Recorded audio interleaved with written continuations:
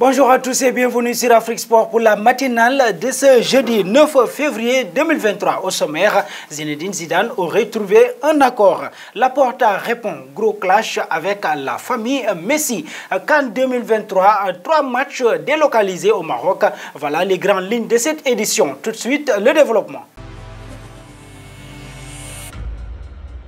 On démarre avec le Maroc. La Fédération royale marocaine de football a fait savoir qu'elle a répondu favorablement aux demandes de plusieurs de ses homologues pour accueillir des matchs des éliminatoires de la CAN 2023. Qui a fait savoir qu'elle a répondu favorablement aux demandes de plusieurs de ses homologues pour accueillir en mars prochain des matchs des éliminatoires de la CAN 2023. Le Maroc accueillera pour le moment 3 matchs opposant le Burkina Faso au Togo, 3e journée des éliminatoires groupe B, la Guinée-Bissau au Nigeria, 4e journée des éliminatoires groupe A et la Gambie au Mali, 4e journée des éliminatoires groupe G. Ce n'est pas tout puisque le Maroc est devenu, grâce à ses infrastructures, la destination privilégiée pour les sélections africaines qui ne disposent pas de stades homologués par la CAF pour accueillir leurs matchs.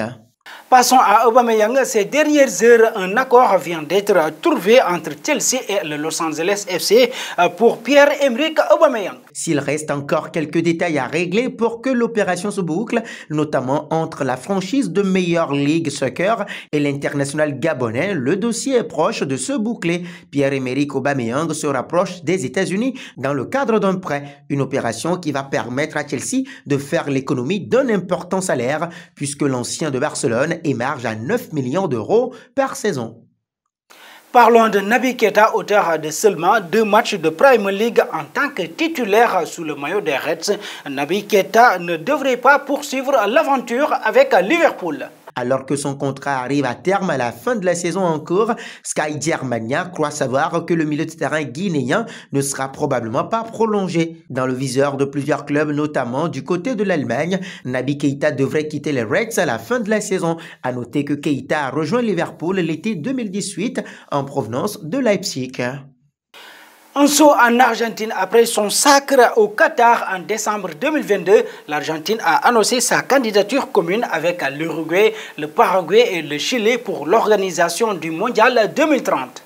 L'Argentine a annoncé sa candidature commune avec l'Uruguay, le Paraguay et le Chili pour l'organisation de la Coupe du Monde 2030. Nous rêvons d'organiser à nouveau cette coupe pour son centenaire. Tous les Sud-Américains ont beaucoup de passion. Nous vivons le football comme ça, a déclaré Claudio Tapia, président de la Fédération argentine de football. À l'issue de l'annonce officielle, cette candidature sera en compétition avec celle de l'Arabie Saoudite, avec la Grèce et l'Égypte. En Espagne, c'est peut-être le début d'un long feuilleton entre le clan Messi et le FC Barcelone. Mais surtout son président Juan Laporta qui a été durement critiqué par Mathias Messi, le frère de Lionel, l'attaquant du Paris Saint-Germain, un peu moins de 2 ans après son départ du FC Barcelone. Barcelone s'est fait connaître grâce à Messi. Personne ne les connaissait avant, a lancé le frère de Lionel Messi, affirmant aussi que pour un éventuel retour du champion du monde 2022 au Barça, il va falloir un nettoyage qui signifie virer Laporta. Barcelone est surpris par les propos du frère de Messi. Ils se sont refusés à tout commentaire, a réagi le Barça. De nouvelles réactions devraient tomber d'ici la fin de la semaine. Nous voici arrivés à l'instant quiz avec 3 indices qui vont permettre de connaître notre joueur mystère du jour. Premier indice, je suis un milieu de terrain de 28 ans évoluant en Angleterre. Deuxième indice, j'ai déjà joué pour Salzbourg. Troisième indice, j'ai été auteur de 3 doublés en championnat en 2014. Qui suis, vos réponses seront attendues en commentaire. Et nos félicitations à tous ceux qui ont répondu Naïef Aguerre lors de la dernière matinale. C'était le joueur à trouver puisqu'il est un défenseur de 26 ans évoluant en Angleterre qui a déjà joué pour le Stade Rennais. Son père est un ancien footballeur.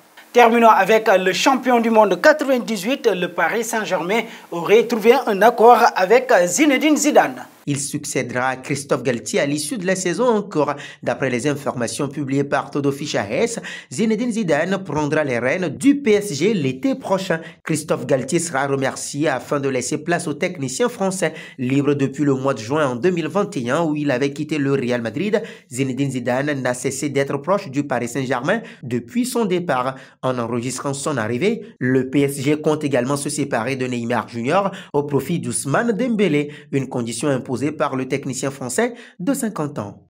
Et nous arrivons au terme de cette matinale que nous bouclons avec la question du jour. Zidane au PSG, est-ce une bonne idée selon vous? Vos réponses seront attendues en commentaire. Mais en attendant, n'hésitez pas à vous abonner sur Afrique Sport pour ne rien manquer des informations autour du football.